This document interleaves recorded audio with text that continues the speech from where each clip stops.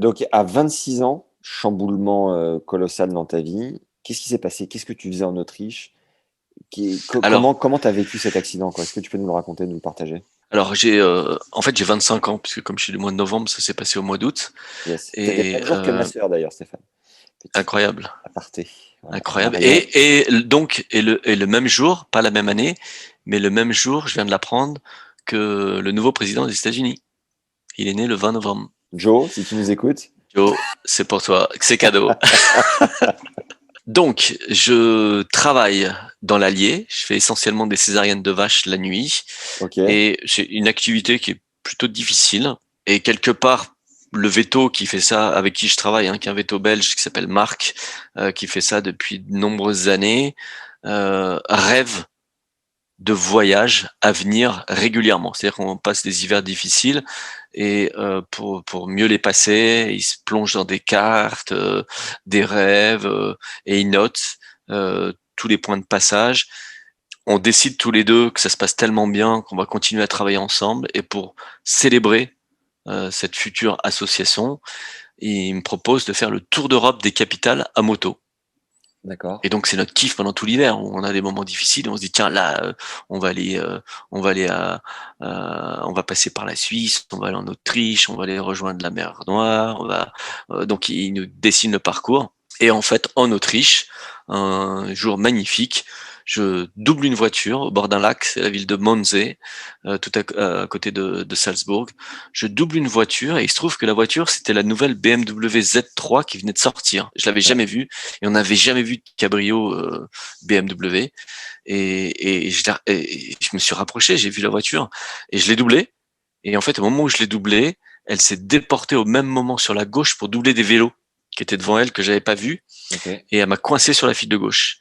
Et en fait, j'ai pas pu me rabattre, j'ai freiné et là j'ai entendu un bruit incroyable et je me suis dit merde, j'ai mon sac à l'arrière de la moto qui a touché.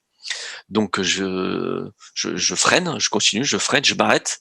Et là où je m'arrête, j'ai dit ah bah non, c'est pas mon sac, c'est ma jambe. En fait, j'avais Mhm. rien senti, mais c'était impact avec le genou.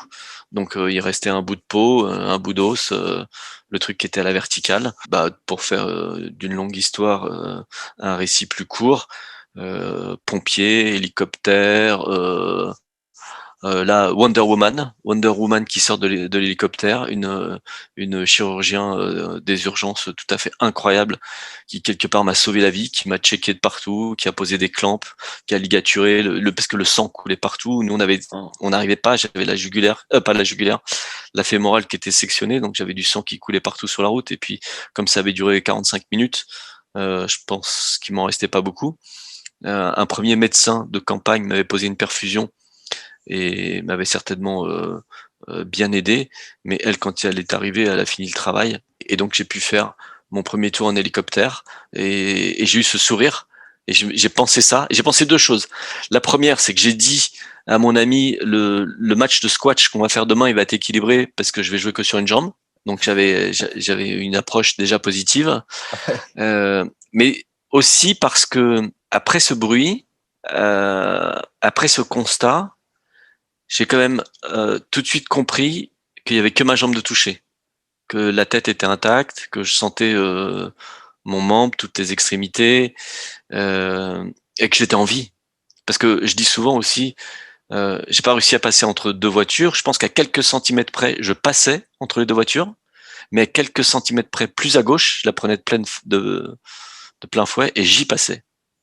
Donc j'avais déjà ce truc de me dire, t'as eu du bol. Et en voyant le sang Et couler sur la route et ton pote peut-être affolé, t'as eu peur de mourir quand même à un moment donné ou même pas?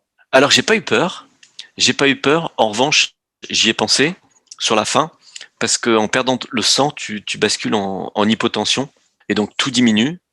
Et là, je me suis vu partir. Et j'ai dit d'ailleurs à sa fille, puisque sa fille était là, et c'est elle qui émotionnellement d'ailleurs a tout pris parce que elle a mon ami Veto, lui, il était plus loin devant, il a pas vu. Mais elle était la moto juste devant et elle m'a aidé. Et psychologiquement pour elle, ça a été l'enfer. Et puis ça a duré pendant longtemps. Je l'ai encore appris. Euh, très tardivement, mais je veux dire, pour elle, ça a duré des années. Et ce que je ne savais pas, c'est que d'abord, alors la partie dont je me souviens, c'est que je lui ai dit, elle s'appelle F, je crois que c'est fini. Je suis en train de partir. Dans ma tête, je me disais, c'était court, mais c'était bien.